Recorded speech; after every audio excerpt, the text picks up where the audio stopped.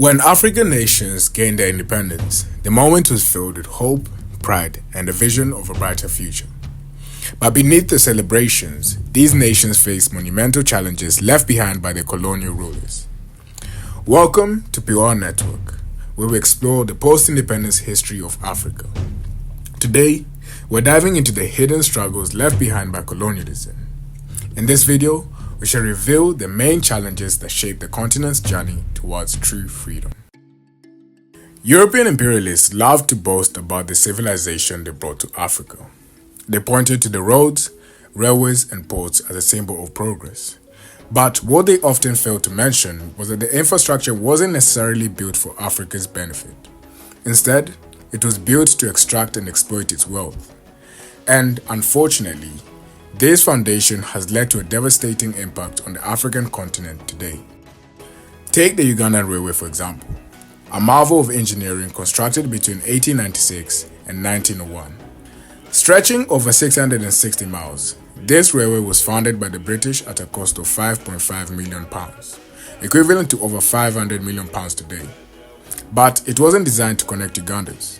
It was designed to take raw materials from the inlands of Uganda and straight to the coast of Kenya, ready to export to European markets. And that's the story of much of Africa's colonial infrastructure. Railroads that led to ports, roads that connected mines to ships, but little that truly served the people. By the time of independence, sub-Saharan Africa had less than 12% of the paved roads per capita compared to Asia. These infrastructures were like veins that drained Africa's resources, leaving behind little that could support a national economy. When independence came, African nations found themselves with roads and railways that didn't connect their people, cities, or industries. There were no networks to build a self-sufficient economy, only the remnants of an extractive system designed to serve the European interests. The lack of infrastructure didn't just affect transportation. It also made African nations dependent on Western economies for energy. Even in oil-rich countries, there were no refineries to turn crude oil into gasoline or heating oil. In Ghana, Kwame Nkrumah sought to change this. His ambitious Volta River hydroelectric dam project, completed in 1965, was meant to power the nation and pave the way for industrial growth. But while the dam did provide much-needed electricity, it came at a high cost.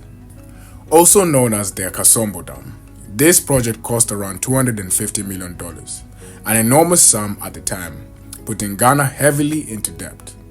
The construction also required the relocation of over 80,000 Kenyans, displacing entire communities. This economic strain contributed to Nkrumah's declining support, and in 1966, just a year after the dam was completed, he was overthrown in a coup. The lessons learned here: building infrastructure was crucial, but it wasn't without risk. And for many African nations, these risks were compounded by the pressures of industrializing quickly, often without the necessary resources or planning. For a more in-depth dive into the Kasombo Dam and other major construction projects in Africa, make sure you check out our Constructing Africa series, where we explore how these projects came to life, highlighting their effects on the nation at wide and its people. Link is in the description. When independence came, this was supposed to mean freedom. But for many African nations, it was only a partial victory. Yes, they gained political independence, but for economic independence, that was another story. Africa was rich in resources, cash crops, minerals, oil, and so on. But there was a catch. These nations couldn't process their own raw materials. They lacked the factories, refineries, and industries needed to add value to their own resources. As a result, African economies remained heavily dependent on trade with their former colonizers, selling raw materials at low prices and buying back finished goods at a much higher rate. For instance, in the 1960s, over 80% of Africa's exports were raw materials, with little to no processing done locally. Take Ghana, the world's second largest cocoa producer. Nearly 90% of its cocoa beans were exported raw in the 1960s, leaving the country dependent on European markets for chocolate and other cocoa products. This economic dependency made African nations vulnerable, their fortunes tied to global markets which they didn't control. Leaders like Kwame Nkrumah of Ghana recognized this trap early on. He famously said, Political independence without economic independence is meaningless, but breaking free from this cycle wasn't easy. At the moment of independence, Africa's new leaders faced an enormous task: building nations from ground up. Some, like Kenya's Jomo Kenyatta, had decades of political experience, whilst others, like Tanzania's Julius Nyerere, were relatively new to the political stage. But the real challenge wasn't just at the top, it was throughout the whole government. The colonial administrations had been staffed by white officials, with African subjects only in lower ranks.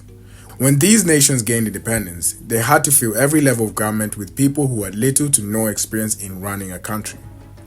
This lack of experience led to a steep learning curve. On one hand, it sparked innovation. New leaders were determined to chart their own course, free from colonial influence, but on the other hand, it also led to mistakes, inefficiencies, and sometimes outright corruption. For instance, between 1960 and 1980, more than 30 African countries experienced at least one coup, highlighting the political instability that often resulted from the inexperienced government. The challenges were immense and the stakes were high. For many, it was like trying to pilot a ship through a storm without a map or a compass. To find out more on each African country's history, how they gained their independence, and their progression ever since, dive into a detailed post-independence history series and learn exactly what challenges and issues are faced. Link is in the description below. Another major challenge faced by African nations was one of identity. The borders left behind by the Europeans weren't drawn with any regards of ethnic, cultural, or social landscapes of Africa. These lines, drawn during the scramble of Africa, often split communities or forced rival groups into the same country. As a result, many people in these new nations identified more strongly with their ethnic groups or region rather than nation itself. This was particularly problematic in countries like Rwanda, where colonial policies had exacerbated divisions between Hutus and Tutsis, divisions that would later lead to the Rwandan genocide that occurred in 1994. Starting in April and lasting until July, it is estimated that during this period, around 800,000 people were killed in just 100 days. Upon gaining independence, African leaders agreed to maintain the borders they had inherited, fearing that redrawing them would lead to chaos. But this left them with the enormous task of forging a sense of national identities in countries where loyalties were often local and not national. For instance, in Nigeria, over 250 ethnic groups had to be unified under one national identity. Leaders had to find ways to unite these diverse populations, often while dealing with internal divisions that had deepened by colonial rule. It was a delicate balancing act, one that many nations continue to grapple with today. And lastly, of the main impacts that limited Africa's progression during its post-independence era is the Cold War. Although this lasted between 1945 to the early 1990s, it played a significant role in Africa from the 1960s to the 1990s, where most African nations gained their independence.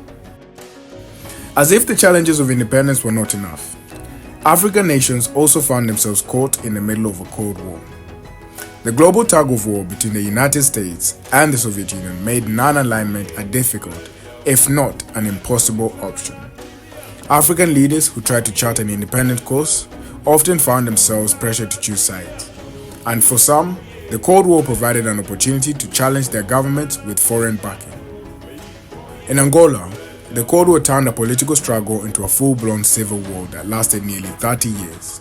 From 1975 to 2002, the conflict, fueled by the United States and the Soviet support for opposing factions, claimed over lives and displaced millions. Across Africa, the Cold War played out in similar ways, with proxy wars, coups, and foreign interventions destabilizing nations just as they were beginning to find their footings. The challenges African nations faced at independence were immense. Lack of infrastructure, economic dependency, inexperienced leadership, identity struggles, and the pressures of the Cold War. But despite these obstacles, Africa has shown incredible resilience. Today, African nations are not just surviving. They're innovating, growing, and finding their place on the global stage. The journey has been difficult, but the future holds promise. Africa's story is still being written, and its people are the authors of their destiny.